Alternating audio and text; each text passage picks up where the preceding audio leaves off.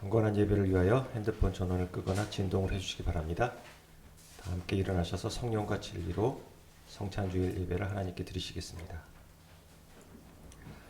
하나님이여, 나를 판단하시되 경건하지 아니한 나라에 대하여 내 송사를 변호하시며 간사하고 불의한 자에게서 나를 건지소서. 주는 나의 힘이 되신 하나님이시거늘 어찌하여 나를 버리셨나이까? 내가 어찌하여 원수의 억압으로 말미암아 슬프게 다니나이까? 주의 빛과 주의 진리로 보내시어 나를 인도하시고 주의 거룩한 산과 주께서 계시는 곳에 이르게 하소서. 그런즉 내가 하나님의 제단에 나아가 나의 큰 기쁨의 하나님께 이르리이다. 하나님이여, 나의 하나님이여, 내가 수금으로 주를 찬양하리이다. 내 영혼아, 네가 어찌하여 낙심하며 어찌하여 내 속에서 불안해하는가? 너는 하나님께 소망을 두라. 그가 나타나 도우심으로 말미암아 내 하나님을 여전히 찬송하리로다. 아멘.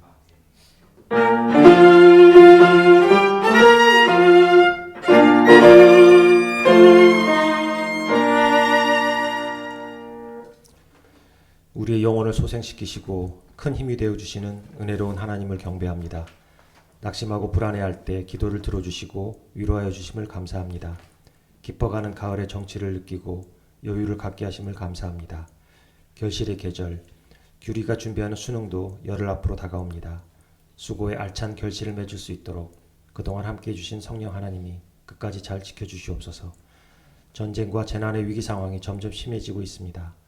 정의로우신 하나님, 주님의 빛과 주님의 진리를 속히 보내셔서 평화의 길로 인도하여 주시기를 기도드립니다.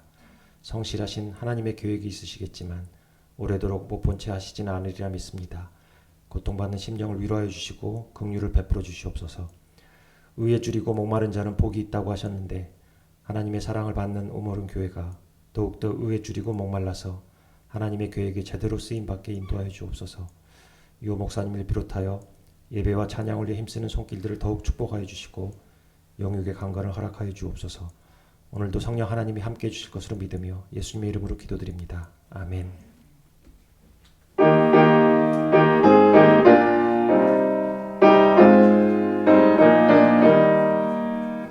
주님을 찬양하라 온 세상이여.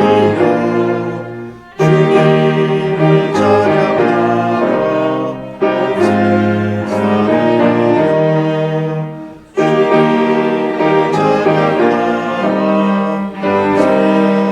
주님을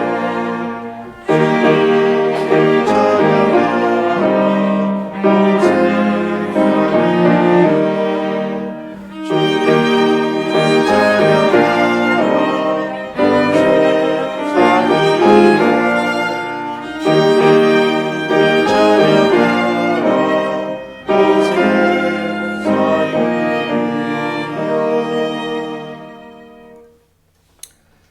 하나님, 차가운 비와 바람이 낙엽을 휩쓸며 겨울 환영 준비하는 11월입니다. 위풍당당한 기운에 속절없는 갸냘픈 나무가 지는 마치 가을 앞에 선 우리 모습 같아 우리를 겸허하게 합니다. 더 멀리 바라보고 더 높이 날려 했지만 한참에 미치지 못하는 작은 마음은 하나님의 자비를 구할 수밖에 없습니다. 첫 마음의 일에 또 다른 일을 더하며 그 마음을 다시 새기라는 1 더하기 1이 만든 11월은 그 모습 자체가 하나님의 긍휼입니다.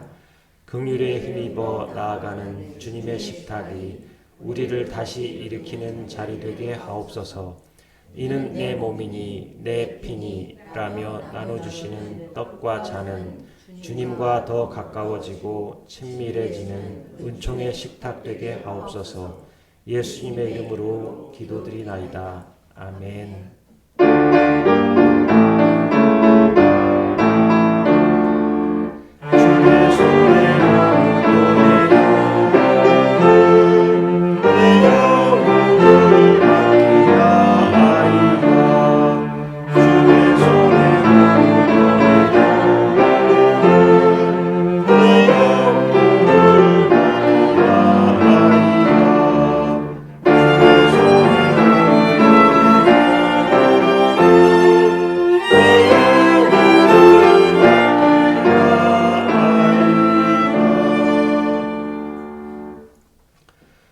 지금 주님의 거룩한 식탁에 참여하기에 앞서 우리의 허물을 하나님 앞에 고백합니다. 하나님과 이웃과 창조 세계 앞에 자행한 우리의 허물과 죄악을 사하여 주옵소서. 너무 큰 사랑 앞에서도 사랑이 작다고 했습니다. 너무 많은 복 앞에서도 받은 복이 적다고 했습니다. 보이는 것보다 보이지 않는 더 많은 은혜였는데도 감사할 줄 몰랐습니다. 받은 것보다 더 많이 받은 만큼이라도 내어놓지 못했습니다. 욕심의 그늘 아래에서 나누지 못한 채 움켜 잡고 살았습니다. 주님, 이런 우리 삶을 긍휼히 여겨 주옵소서.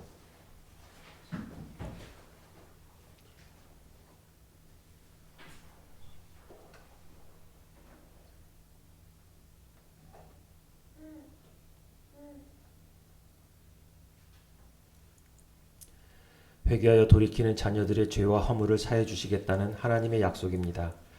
너희는 그리스도 안에서 그의 은혜의 풍성함을 따라 그의 피로 말미암아 속량 곧 죄 사함을 받았느니라.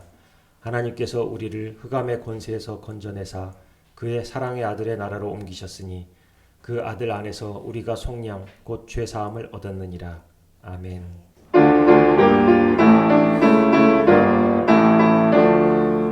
주의 손에 오늘도 내 영혼을 내 영혼을 맡기나이다.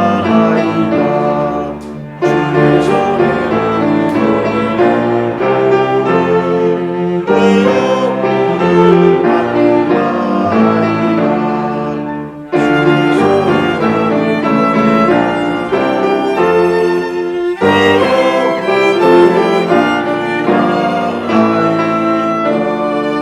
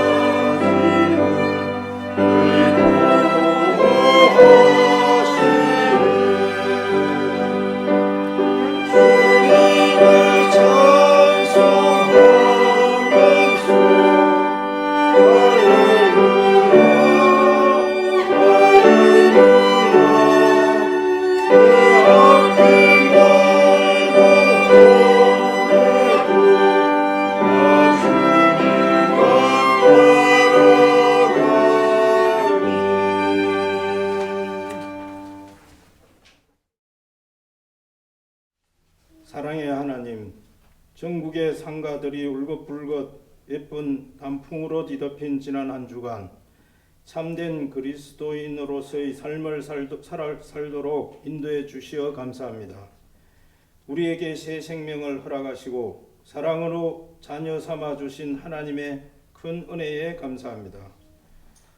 그리스도인으로서 올해 한 해 우리의 삶이 단풍잎처럼 곱게 물들어가게 하시옵고 남은 연말까지 더욱더 하나님의 아름다운 자녀로 연걸어 가길 소망합니다.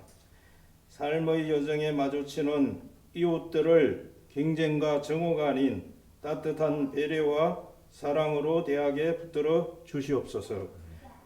교회 안팎의 사람들에게 본의 아니게 마음에 상처를 주는 일이 없도록 우리의 언행을 세심히 살피는 지혜를 허락하여 주시옵소서. 또한 매일 말씀을 가까이 하는 일을 습관화하여 믿음이 깊어지고 열매를 맺는 참된 신앙생활이 되게 하시옵소서. 이 세상 곳곳에 불행한 일을 겪는 사람들이 너무나 많습니다.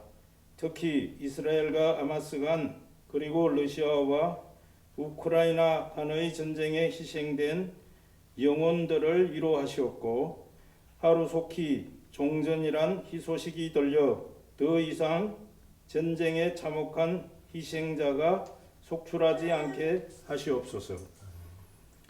가정, 학교, 직장 등 일상생활에서 생각이나 가치관의 차이로 서로 갈등하고 반목하여 번민하는 성도들이 있습니다. 이들이 이러한 때일수록 하나님께 더욱 의지하며 간절히 기도함으로써 번민을 극복하고 마음의 화평을 되찾게 하시옵소서. 우리 교회가 후원하는 4명의 어린 아이들을 위해 기도합니다. 이들의 성장 과정에 성령 하나님께서 늘 함께 하시어 삶의 희망을 놓지 않고 건강하게 자라서 세상을 밝히는 빛과 소금이 되게 하시옵소서. 오늘 하나님의 말씀을 전가하시는 유경호 목사님께 복을 주시옵고 그 말씀이 성도들의 은행에 스며들어 하나님의 놀라운 역사가 이 세상에 나타나게 하시옵소서. 오늘 예배에 참석하지 못한 성도들이 있습니다. 어디에 있든 하나님께 찬양과 감사의 기도를 드리는 시간을 허락하여 주시옵소서. 오늘 예배의 시종을 온전히 성령 하나님께 의탁합니다. 예배 드리는 동안 주님을 만나 불쌍한 영혼들을 정하고 위로받게 하시옵소서. 이 모든 말씀 우리 주 예수님 이름으로 기도드립니다. 아멘.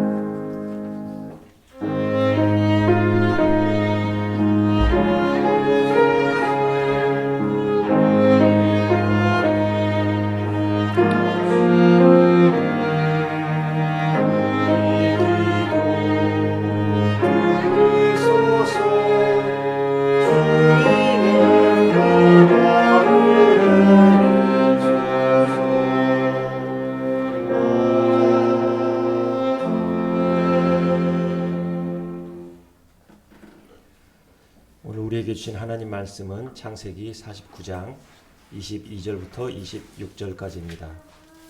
창세기 49장 22절부터 26절까지입니다. 제가 봉독하겠습니다. 요셉은 무성한 가지 곧 샘 곁에 무성한 가지라 그 가지가 담을 넘었도다. 활 쏘는 자가 그를 학대하며 적개심을 가지고 그를 쏘았으나 요셉의 활은 도리어 굳세며 그의 팔은 힘이 있으니 이는 야곱의 전능자 이스라엘의 반석인 목자의 손을 힘입음이라. 내 아버지 하나님께로 말미암나니 그가 너를 도우실 것이요 전능자로 말미암나니 그가 네게 복을 주실 것이라. 위로 하늘의 복과 아래로 깊은 샘의 복과 젖먹이는 복과 태의 복이리로다.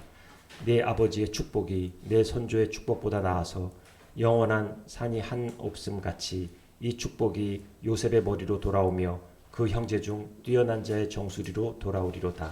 아멘. 주의 말씀 내 아래 듣으리라.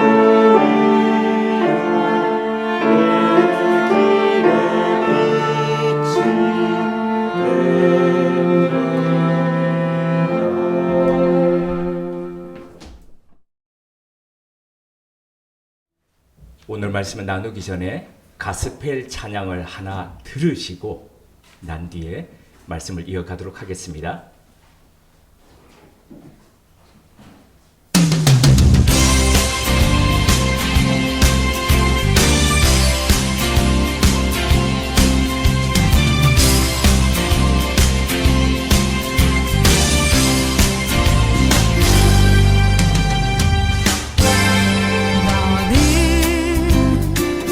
당장 너머로 뻗은 나무 가지에 푸른 열매처럼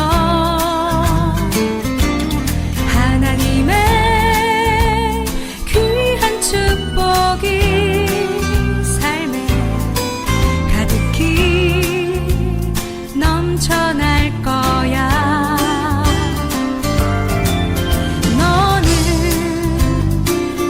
어떤 시련이 와도 능히 이겨낼 강한 팔이 있어.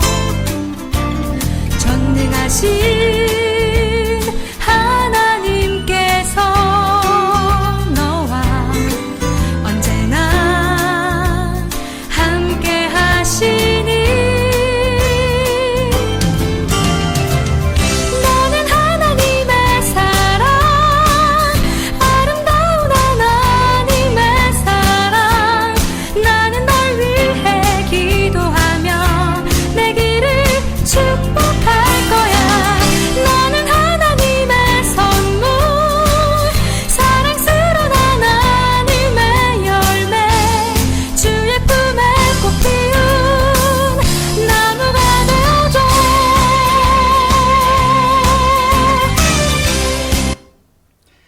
소리엘이라는 가스펠 찬양팀이 20년 전에 발표했던 곡입니다. 제목이 야곱의 축복입니다. 야곱의 축복은 야곱은 12아들을 축복을 했는데 근데 이 노래의 내용을 보면 12아들 중에서 단 한 아들인 요셉을 향해서 했던 그 축복을 요약해가지고 노래로 만들었습니다. 12아들이 아니라 한 아들을 향한 축복을 야곱의 축복이라고 했는데 근데 자세히 야곱의 축복을 들여다보면 이것은 한 아들만을 위한 축복이 아니라 지금까지 했던 모든 축복들을 마치 종합해서 모아놓은 축복 같습니다. 유년 시절에 아마도 받아보셨을 것, 또 기대하면서 기다리셨을 것 같은데 성탄절 즈음이면 종합 선물 세트라고 이렇게 갖가지 것들이 다 들어있는 것들 기억나시죠? 이 야곱의 축복이 바로 그런 것 같이 보입니다. 모든 축복의 종합판이자 선물 세트 같은 요셉을 향한 야곱의 축복 속에서 우리를 향한 하나님의 보화를 우리 채굴하러 같이 한번 가보시도록 하겠습니다. 22절을 보면 야곱은 요셉을 향해서 무성한 가지라고 이렇게 축복했습니다. 자, 이 부분에서 좀 특이한 게 있는데 혹시 느끼셨습니까? 아버지 야곱이 지금 요셉을 향해서 너는 무성한 나무 가지 같다라고 지금 그렇게 축복합니다. 좀 특이한 게 느껴지십니까?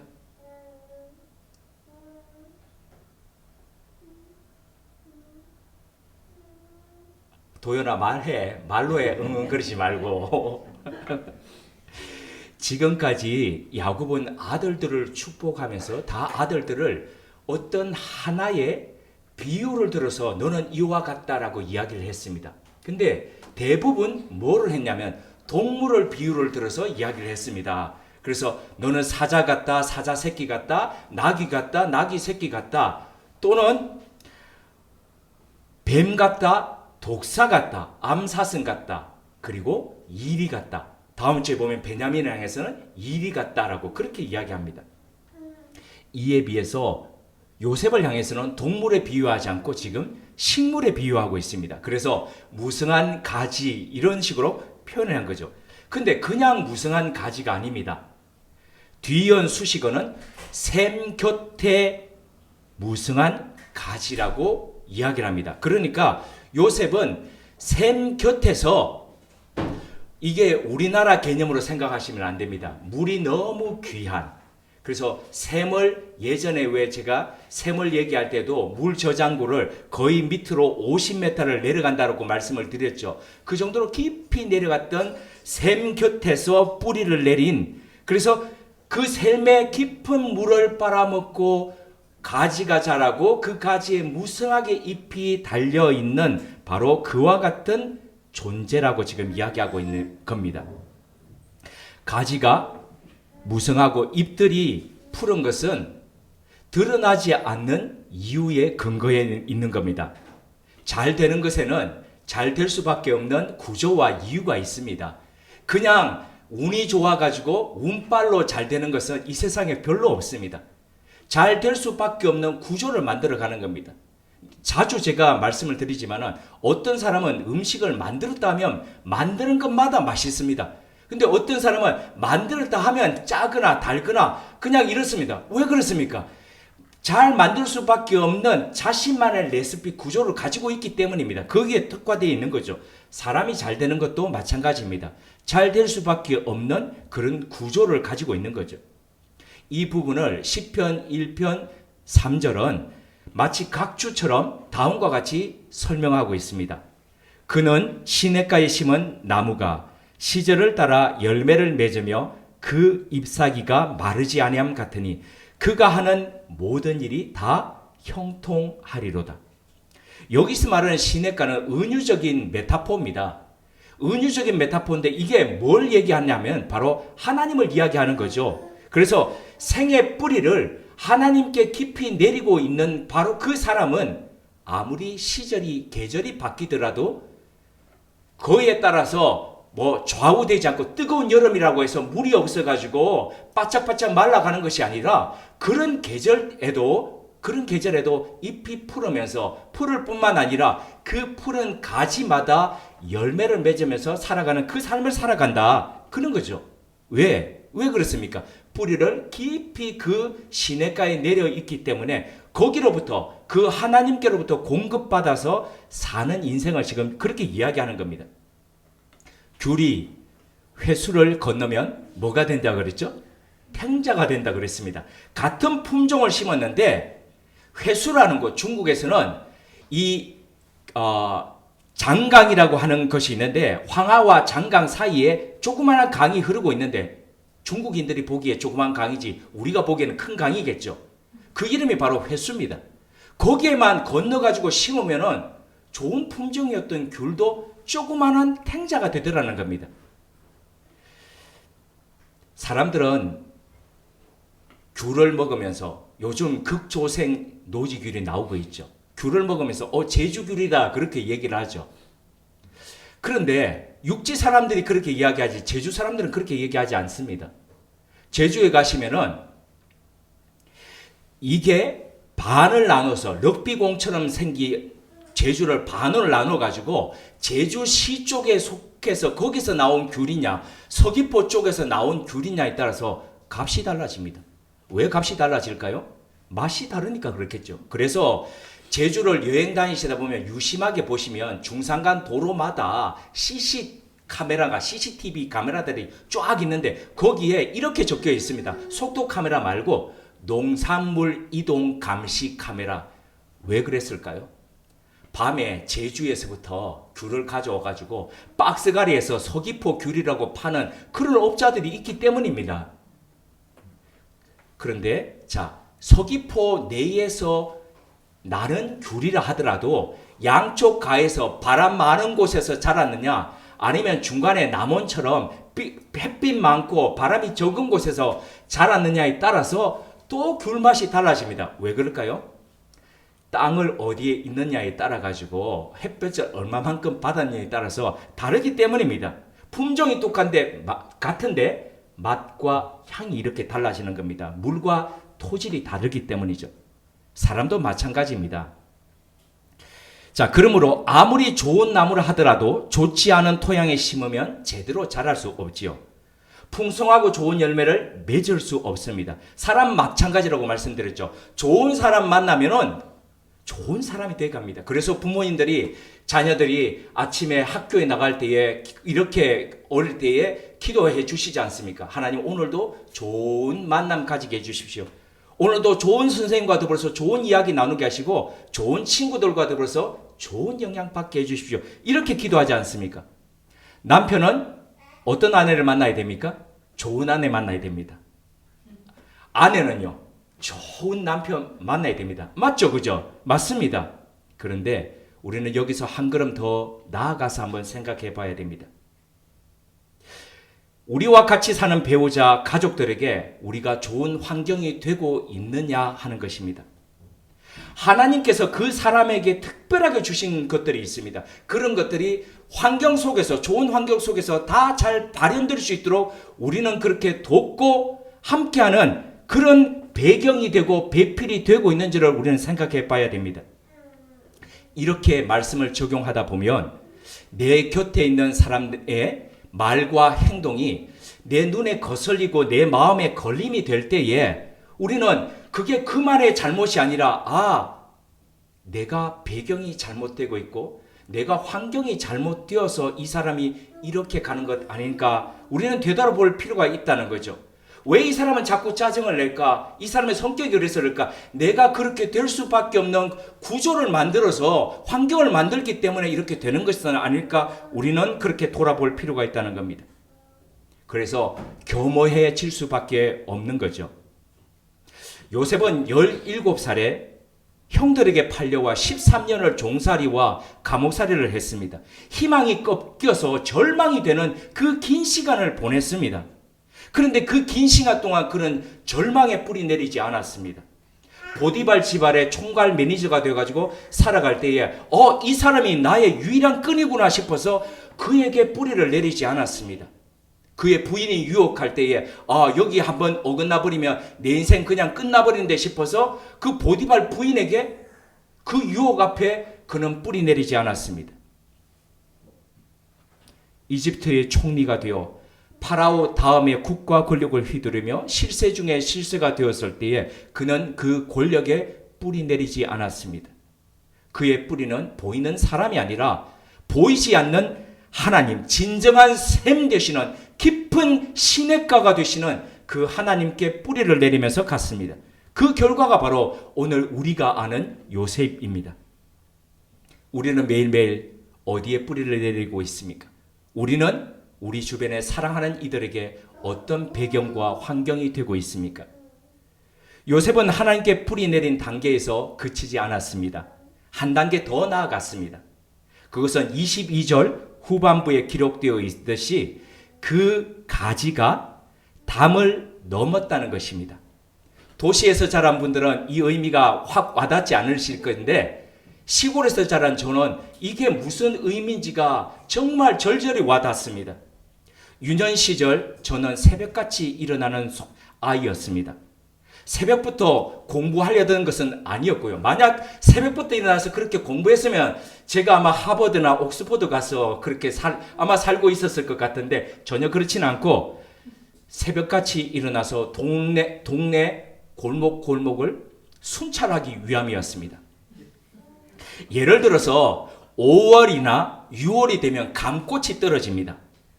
그러면 지푸라기를 끝을 묶어가지고 그 감꽃을 주우러 동네 골목을 다 다닙니다. 특별히 담강나무 아래에서 감꽃은 달았기 때문에 친구들이 오기 전에 내가 먼저 가야지 싶어서 지푸라기를 밑에서 엮어가지고 그 감꽃 하나하나를 밤새 떨어진 감꽃을 이렇게 엮어가지고 줄줄이 해서 왔습니다. 왜요? 그게 간식이거든요. 자, 그리고 난 뒤에 여름철이 지나면서 감들이 이제 커져갑니다. 새파란 감들이 달리죠. 그런데 비바람이 부는 그런 새벽녘이면 얘네들이 뚜둑뚜둑 낙과를 합니다. 그러면 비가 오면 비닐로 몸을 이렇게 감싸고 우산도 없이 왜요? 우산 들고 이게 안 되니까 비닐로 감싸고 그 떨어진 감들을 주우러 골목을 다녔습니다. 주워왔던 그 감들, 새파란 감들을 가지고 조그만 단지에다가 물을 넣고 거기다 소금을 풀어가지고 그 감들을 넣어 놓으면 그 땡감들, 아주 뜰번 땡감들이 달게 됩니다. 그 감이 이제 그렇게 간식이 되는 겁니다. 담장 안에 있는 달려있는 감들은 감 주인의 것이지만 담장을 넘어와서 있는 감들은 바로 동네 아이들의 것이었습니다. 그리고 가을녘이 돼가지고 이게 이제 잎이 떨어지면서 홍시가 되죠. 이런 노래도 있지 않습니까? 생각이 난다. 홍시가 열리면. 그런데 이 홍시가 열리면은 골목길을 또 순찰 갑니다. 친구들이 먼저 올까봐 새벽같이 갑니다. 그럼 밤새 떨어졌던 그 홍시들이 두둑두둑 떨어져 있으면 그 홍시들을 주워가지고 옵니다. 담장 너머로 있는 그 가지가 얼마나 동네 아이들을 즐겁게 하고 그리고 풍성한 삶을 누리게 했는지 저는 체험적으로 압니다. 다시 돌아갑니다. 가지가 담장을 넘었다는 것은 뿌리로부터 받았고 공급받았던 그것을 이웃과 주변 사람들에게 나누는 것을 의미합니다. 담 밖의 사람들에게 미치는 선한 영향력을 뜻합니다. 요셉은 하나님과 함께하는 깊은 뿌리를 하나님께 두었던 그 영양분을 가지고 보디발과 나눴습니다. 요셉은 감옥 속에서 간수장과 제수들에게 그의 선한 영향력을 나누었습니다. 누리게 했습니다. 그리고 총리가 되었을 때에 이집트 전역에 흉년이 들었던 그것을 그 기간 내내 사람들을 살렸습니다. 나아가서 고대 근동 지역의 모든 사람들과 심지어 짐승들까지 먹여 살렸습니다. 가지가 뻗어나가서 담장을 넘은 것이었습니다. 이번 학기 학교에서 대학생들에게 강의하는 과목의 이름은 현대인과 사회적 영성입니다. 어떤 과목인지 이 말만 들으면 잘 와닿지 않는데 영어 제목을 보면은 조금 이해가 됩니다. Social Spirituality Based on Bible입니다. 성경에 기초한 사회적 영성. 성경에 기초한 사회적 영성이라는 게 성경 속에서 만나는 구약부터 시작해서 신약의 사람들과 한 가지씩의 키워드들을 가지고 우리 삶에 적용하는 겁니다. 책임이라는 키워드, 성공, 비전, 리더십, 그리고 경쟁력, 희생, 그리고 열정, 또 하나 마지막으로 사랑이라는 이런 키워드들과 더불어서 내가 믿음의 사람들 속에서 보이는 그런 모습들을 어떻게 이 사회 속에서 이 시대 속에서 구현해 갈 것인가를 고민해 하는 것이죠. 강의 시간에 학생들에게 이렇게 물었더니 이런 답변이 나왔습니다. 왜 열심히 공부합니까?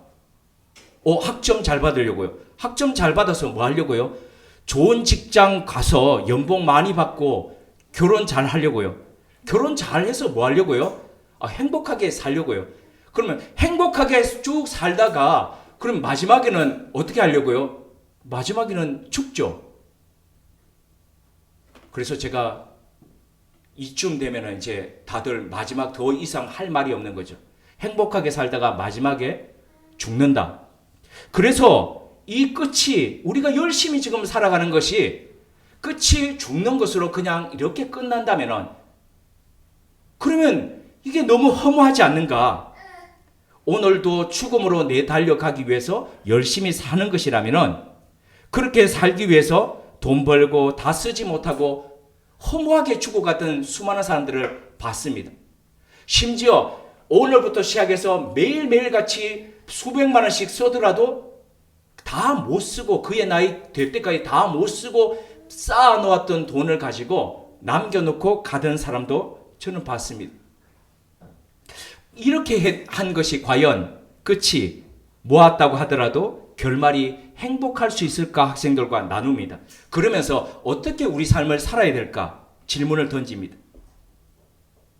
자, 행복의 끝이 만약에 나와 내 가족에 한해서 이렇게 누린다면 그것으로 끝난다면 허무할 수 있습니다. 하지만 나의 잘됨으로 인해서 수많은 사람들이 잘 되는 것으로 연결되어서 나 덕분에 쓰러져 있던 사람들이 일어서고 희망 없던 사람들이 소망을 갖고 살아간다면 이것이야말로 기쁨이고 또 다른 행복일 수 있다면서 이런 얘기들을 나눕니다. 얼마 전에 저희 집에 보일러를 교체했다라고 말씀을 드렸습니다.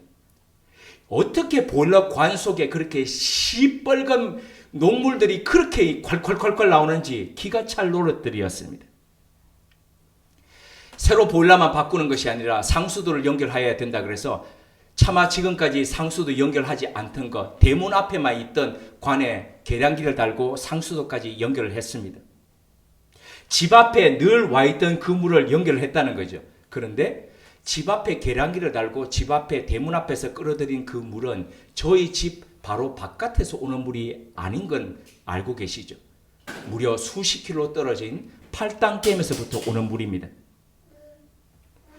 자, 댐이 이렇게 물을 저장하는 것은 내가 이만큼 저장 용량이 된다, 나는 이만큼 물을 가졌다라고 자랑하기 위해서 그렇게 가지는 것이 아닙니다. 파이프를 연결해서 수십 킬로 떨어져 있는 곳까지 사람들을 먹여 살리고 또 동식물들을 살리기 위해서 물을 보냅니다. 그리고 수력 발전해서 사람들의 삶을 밝혀주기 위한 것이죠. 우리가 치열하게 사는 목적, 우리가 열심히 벌고 또 모으는 이유도 바로 이와 같아야 되지 않을까요? 나누고 풍성하게 더하는 것. 그게 바로 하나님께서 아브라함에게 말씀하셨던 너는 복의 근원이 될 것이라고 하셨던 그 약속. 너는 복의 저수지 근원이 되겠다는 바로 그 말씀이죠.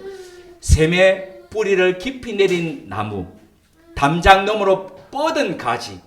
바로 이 사회적 영성이 우리 삶에도 편만해졌으면 좋겠습니다. 요셉을 향한 야곱의 축복은 23절에서 24절에 이렇게 이어집니다. 활 쏘는 자가 그를 학대하며 적개심을 가지고 그를 쏘았으나 요셉의 활은 도리어 굳세며 그의 팔은 힘이 있으니 이는 야곱의 전능자 이스라엘의 반석인 목자의 손을 힘입음이라. 요셉은 10대 시절부터 형들에게 미움과 증오의 화살을 받았습니다. 보디발 집에서는 억울한 누명의 화살을 맞았습니다. 감옥에서는 자신이 꿈을 해석해 주면서 너는 잘 될 거야, 날 잊지 말아줘 그때라고 그렇게 은혜를 베풀었는데도 불구하고 배은의 화살을 맞았습니다. 화살은 치명적 살인의 병기이기에 한 번의 화살로도 훅 갈 수 있습니다. 요셉은 한 번도 아니고 13년 동안 연이어 이런 화살을 맞았습니다. 하지만 요셉은 그때마다 더 강하게 일어섰습니다. 마치 달구어진 쇠를 두드리면 두드릴수록 더 단단한 강철로 만들어지듯이 그는 더 굳은 심지의 사람이 되어갔습니다. 야곱은 그 이유에 대해서 이렇게 밝혔습니다. 야곱의 전능자 이스라엘의 반석인 목자의 손을 힘입었습니다. 전능하신 하나님의 손을 내 아들 요셉이 힘입었기 때문에 요셉이 그런 삶을 살았다라고 지금 아버지 야곱이 그렇게 고백하는 겁니다. 그런데 이 고백은 요셉을 향한 설명이기 이전에 아버지 야곱 자신의 고백이기도 했습니다. 전능자라는 그분은, 전능자 그 하나님은 야곱의 생애 고비고비마다 그에게 함께 하셔서 넘지 못할 그 것들을, 곤난들을, 환난들을 넘을 수 있도록 해주셨습니다. 그래서 그에게 힘이 되시고 신뢰가 되어주셨던 그 하나님을 향한 고백을 지금 이야기하고 있는 겁니다. 그리고 반석이라는 것은 우리는 흔들림 없는 그 바위돌, 토대를 얘기하지만은 성경에서 이야기하는 반석이라는 단어가 있는데 지금 이 야곱이 요셉을 축복할 때 썼던 것은 반석이라기보다는 돌에 가까운 단어를 썼습니다. 그럼 어떤 의미가 팍 생각나십니까? 아버지 집을 떠나갈 수밖에 없고 도망갈 수밖에 없을 때, 그 고난 몸으로 베델에 이르렀을 때에 천사가 오르락내리락 하는 그 광경을 보면서 나는 너의 하나님이라, 네가 가서 돌아올 때까지 내가 너를 붙들고 지켜줄 것이라고 약속하셨던 그 하나님 앞에서 그가 고백하면서 그가 가지고 있던 기름을 부어서 세웠던 돌기둥이 기억나시지 않습니까? 이렇게 약속에 신실하셨던 바로 그 하나님을 향한 신앙이 지금 들어있는 겁니다. 이런 하나님이 야곱 인생의 목자가 되어 주셨듯이 요셉의 인생을 책임져 주시고 그리고 또 앞으로도 그렇게 해 주실 것이라는 건 지금 그런 이야기를 지금 하고 있는 겁니다. 그 결과가 지금까지 아무리 사람들이 요셉을 향해서 활을 당겨가지고 화살을 꽂았지만 치명적인 아픔을 가했지만 그러나 그때마다도 일어서고 또 일어서고 일어서서 지금 이런 사람이 되어 있다. 지금 그 이야기를 하고 있는 겁니다. 야곱이 고백했던 목자라는 말은 주님께서 말씀하셨던 나는 선한 목자라는 바로 그 말씀이 생각납니다. 선한 목자는 양의 앞에서 양무리 앞에서 인도하면서 양들이 가야 될 곳을 가리킵니다. 그리고 인도해 갑니다. 양무리의 가장 뒤에서 뒤처지는 양들을 돌보면서 그 양들을 앞으로 가도록 그렇게 배려합니다. 그리고 양무리의 중간에서 양의 목소리를 듣고 양의 몸 상태를 살피면서 양의 냄새를 맡아가면서 양을 끝까지 목초지에서 또 목초지에서 우리로 올 수 있도록 돌보는 그 역할들을 합니다. 이와 같은 목자, 전능자, 반석이신 분이 지켜주시는 인생이라면 무엇이 염려되고 무엇이 두렵겠습니까? 25절처럼 위로 하늘의 복과 아래 샘의 복과 젖먹이는 복과 태의 복을 누리면서 살지 않겠습니까? 야곱은 요셉을 향한 이 놀라운 축복을 이렇게 마무리합니다. 26절입니다.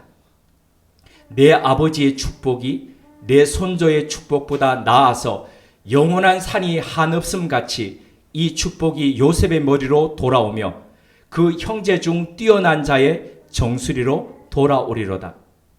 야곱의 삶이 할아버지 아브라함보다도 더 위대하다고 할 수 있습니까? 할 수 없습니다. 그의 아버지 이삭보다도 더 향기로운 삶을 살았다라고 그렇게 자부할 수 있습니까? 없습니다. 그럼 그럼에도 불구하고 어떻게 내가 지금 하는 축복이 내 선조가 했던 축복보다도 더 크고 더 좋다라고 어떻게 감히 그렇게 이야기할 수 있겠습니까? 비록 문제 많고 불완전한 삶이었지만 그때마다 그를 바로 세워주시고 이겨나가게 하셨던 그 하나님을 자신의 선조 그 어떤 선조들보다도 더 깊이 체험했다는 겁니다. 마치 사도 바울이 이렇게 고백했듯이요. 죄가 많은 곳에 뭐가 더 충만하다고요? 은혜가 충만하다고요. 내가 깊이 죄인임을 느끼면서 살아갈 때에 그 죄인 속에 찾아오셔서 내가 죄인 되었을 때에 나를 이렇게 세워주시고 내가 연약할 때에 나를 붙들어 주셨던 그 하나님의 은총, 주님의 손길을 경험했기에 야곱은 그 어떤 하나님의 사람보다도 더 하나님을 절절히 경험했다는 겁니다. 그 하나님을 절절히 체험했다는 겁니다. 그래서 그런 하나님의 체험이 다른 선조들보다도 더 짙고 농하기에 내가 하는 축복이 내 모든 선조들의 축복보다도 더 높다라고 더 크다라고 그렇게 이야기하는 겁니다. 그러면서 자신이 축복하는 요셉의 삶도 그 하나님께서 지키고 인도해 주실 것이라고 지금 확신하고 있는 것입니다. 이런 하나님의 체험이 신앙의 고백이 우리들 속에 있었으면 좋겠습니다. 아버지가 아들을 축복할 때에 아들아, 내 하나님이 나를 지켜주시고 나를 인도하신 내 하나님이 너의 삶도 그렇게 인도해 주실 것이다. 어머니가 딸을 축복하실 때에 딸아, 내가 인생 살아오면서 나의 삶의 구비마다 나를 지키시고 일으켜 주셨던 그 하나님이 너의 삶도 그렇게 인도해 주실 것이다 라고 하면서 축복해 주시는 그런 삶이 우리 세대와 다음 세대 가운데 연이어서 있었으면 좋겠습니다. 그리하여 아버지의 하나님이 아들의 하나님으로 더 깊이 고백되고 어머니의 하나님이 딸의 하나님으로 더 진하게 고백되는 그 놀라운 체험과 고백이 우리 삶 가운데 편만하게 누리시길 주님의 이름으로 축복드립니다. 함께 기도드리겠습니다. 하나님, 우리 삶도 야곱처럼 다음 세대를 축복하며 사는 삶 되게 하옵소서. 요셉처럼 샘 곁에 깊이 뿌리 내린 무성한 나무 되게 하옵소서.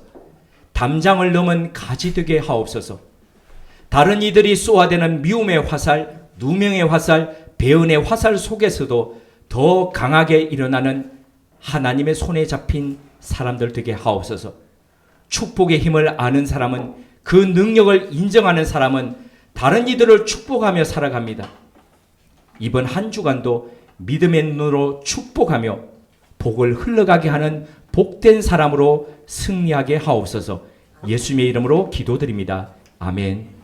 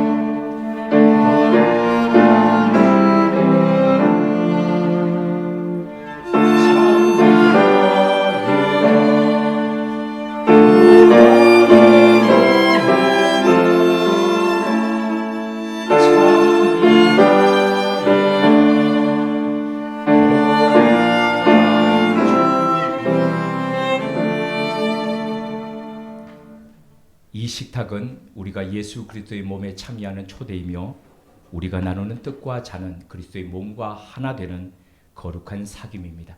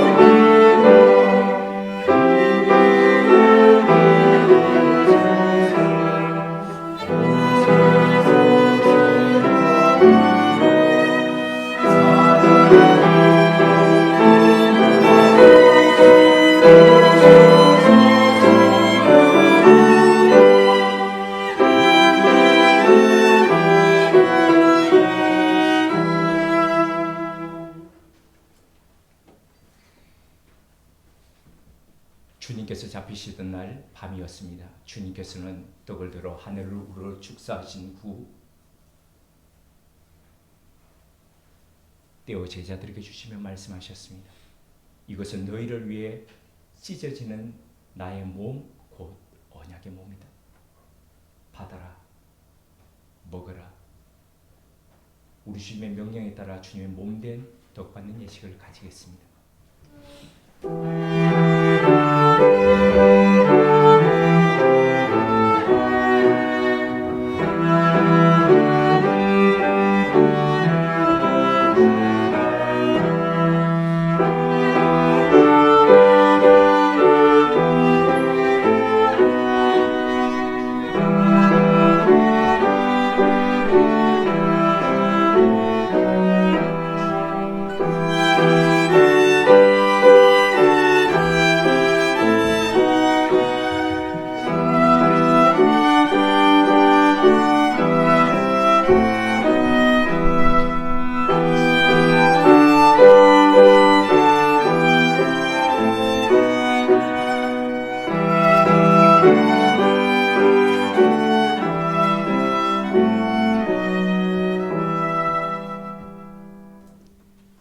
우리에게 가장 좋은 환경이 되어 주시기 위해 스스로를 찢으시며 이 땅에 오셨던 주님, 자신을 비워 종의 형체로 오셨던 주님, 주님의 은혜에 감사드리며 주님의 찢어주신 몸을 우리의 몸속에 담습니다. 우리 역시 이 주님처럼 우리가 살아가는 시대와 함께하는 사람들에게 좋은 배경과 환경이 되는 삶으로 보답할 수 있도록 이끌어 주옵소서. 예수님 이름으로 기도드립니다.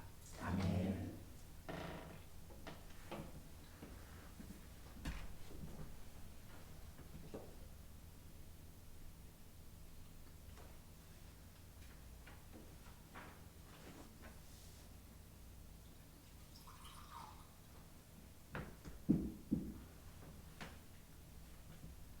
19회 동안 주님은 잔을 들어 하늘을 우러러 축사하신 후 내어 제자들에게 주시며 말씀하셨습니다.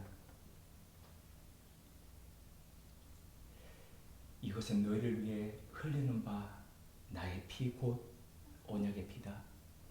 받아라 마셔라. 우리 주님의 명령에 따라 주님의 피되는 잔받는 예식을 가지겠습니다.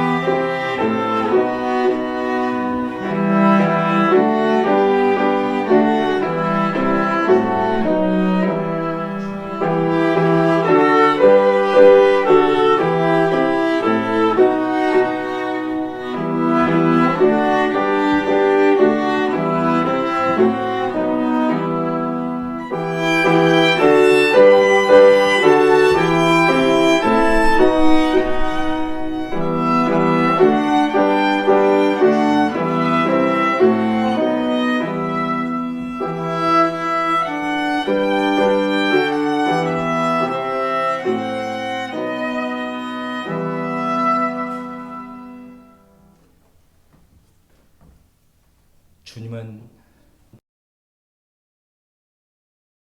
전능자 되시며 우리의 반석 되시고 우리의 목자 되셔서 어떤 환경 속에서도 찔려오는 화살에 쓰러져 그냥 피 흘리며 우리를 죽지 않도록 이끌어 주셨습니다.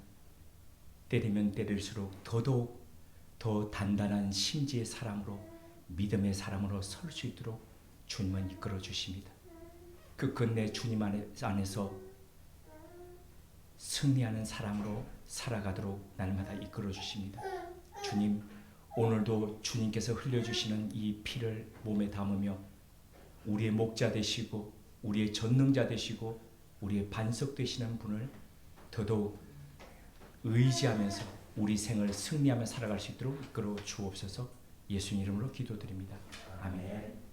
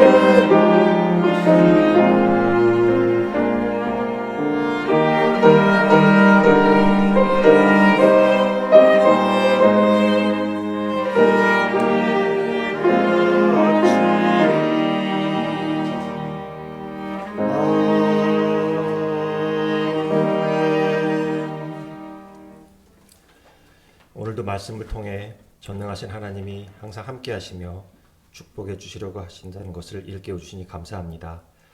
살아가다 보면 종종 고난이 있겠지만 결국에는 형통하고 잘 될 수밖에 없는 구조를 하나님은 만들려고 하신다는 걸 배웠습니다. 하나님께 받은 넘치는 사랑과 축복을 주변 이웃에 나누고 자녀들에게 전수하고 복의 통로로서 선한 영향력을 확장하는 하나님의 자녀들이 되기를 바라고 계심을 알았습니다. 하나님의 뜻에 순종하여 이러한 구조를 가정에서, 직장에서, 사회에서 실현시키는데 기여하고 싶습니다. 이를 통해 하나님이 영광 받으시길 소망합니다. 여호와는 나의 목자시니 내게 부족함이 없으리로다. 때로는 두렵고 불안해하고 좌절도 하겠지만 성령 하나님이 늘 동행하시며 선하고 인자한 길로 인도하셔 주실 것으로 믿고 감사하며 하나님이 주신 것의 일부를 다시 하나님께 올려드립니다. 드리는 정성을 기억하여 주시고 하나님의 뜻에 맞게 쓰임받게 하옵소서. 예수님의 이름으로 봉헌 기도드립니다. 아멘. 앞뒤 좌우로 인사를 나누시겠습니다.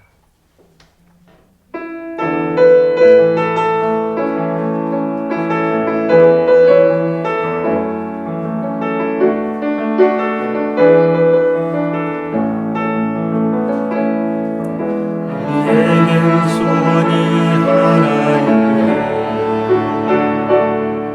주님 다시 오실 그날까지 가슴에 새긴 주의 십자가 사랑 나의 교회를 자랑케 하네. 주의 교회를